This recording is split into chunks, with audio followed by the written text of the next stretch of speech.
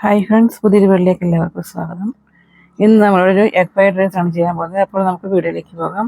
അതിനായിട്ട് പാത്രത്തിൽ കുറച്ച് വെള്ളം തിളപ്പിച്ചെടുത്തിട്ടുണ്ട്. ഇതിലേക്ക് നമുക്ക് 2 കപ്പ് അരി കഴുകി വൃത്തിയാക്കിയതിന് ശേഷം ഒരു അരമണിക്കൂർ കുതിർത്തെടുത്താണ് അത് ഇതിലേക്ക് ഇട്ട് കൊടുക്കുക. അതിനുശേഷം ഇതൊന്ന് വേവിച്ചെടുക്കാം.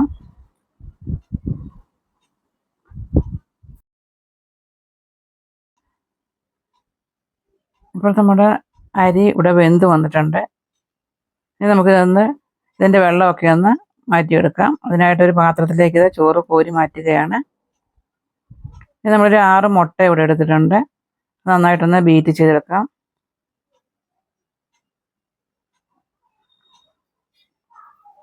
ഇനി ഒരു കടായി വെച്ചതിന് ശേഷം അതിലേക്ക് 2 സ്പൂൺ ഓയിൽ ഒഴിച്ച് കൊടുത്തിട്ടുണ്ട്. സൺഫ്ലവർ ഓയിലാണ് ഒഴിച്ച് കൊടുത്ത് അതിനുശേഷം മിക്സ് ചെയ്ത് വെച്ചിരിക്കുന്ന മുട്ട ഇതിലേക്ക് ചേർത്ത് കൊടുക്കാം. അപ്പോൾ മുട്ട ചേർത്ത് കൊടുത്തതിന് ശേഷം ഇതേപോലെ ഒന്ന് മിക്സാക്കി കൊടുക്കാം.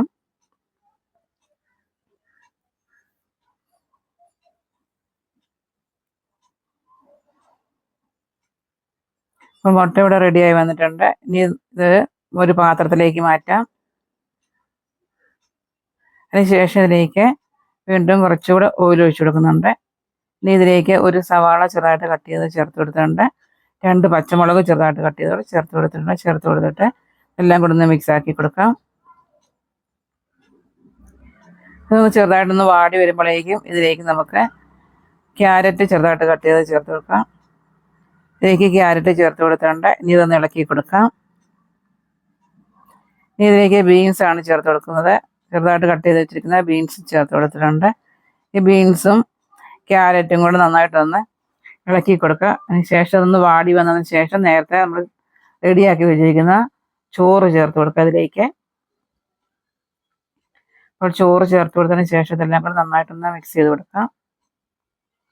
ഇനിയും ഇതിലേക്ക് ചേർത്ത് കൊടുക്കാൻ പോകുന്നത് ഇതിൽ ആവശ്യത്തിനുള്ള ഉപ്പ് ചേർത്ത് കൊടുക്കാം.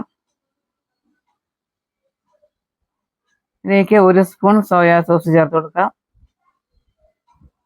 ഇതിലേക്ക് ചേർത്ത് കൊടുക്കുന്ന 2 ടീസ്പൂണോളം പഞ്ചസാരയാണ് ചേർത്ത് കൊടുക്കുന്നത്. വൈറ്റ് പെപ്പർ പൗഡർ ചേർത്ത് കൊടുക്കാം. 1 ടേബിൾ സ്പൂണോളം വിനീഗർ ചേർത്ത് കൊടുക്കാം. ഇനി ഇതെല്ലാം കൂടെ നന്നായിട്ടൊന്ന് മിക്സ് ചെയ്ത് കൊടുക്കാം.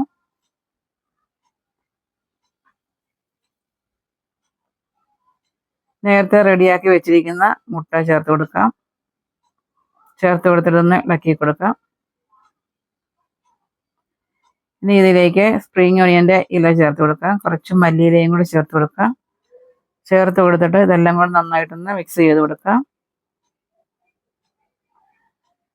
ഇതിലേക്ക് വീണ്ടും കുരുമുളക് പൊടിയോ അല്ലെങ്കിൽ വിനീഗറോ ഉപ്പോ എല്ലാം ആവശ്യമുണ്ടെങ്കിൽ വീണ്ടും നമുക്ക് ചേർത്ത് കൊടുക്കാവുന്നതാണ്.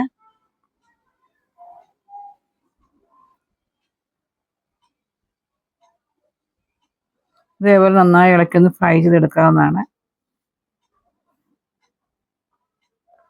അപ്പോൾ ഇത് ഇവിടെ റെഡിയായി വന്നിട്ടുണ്ട്. ഇനി നമുക്ക് ഗ്യാസ് ഓഫാക്കിയതിന് ശേഷം പാത്രത്തിലേക്ക് മാറ്റാം.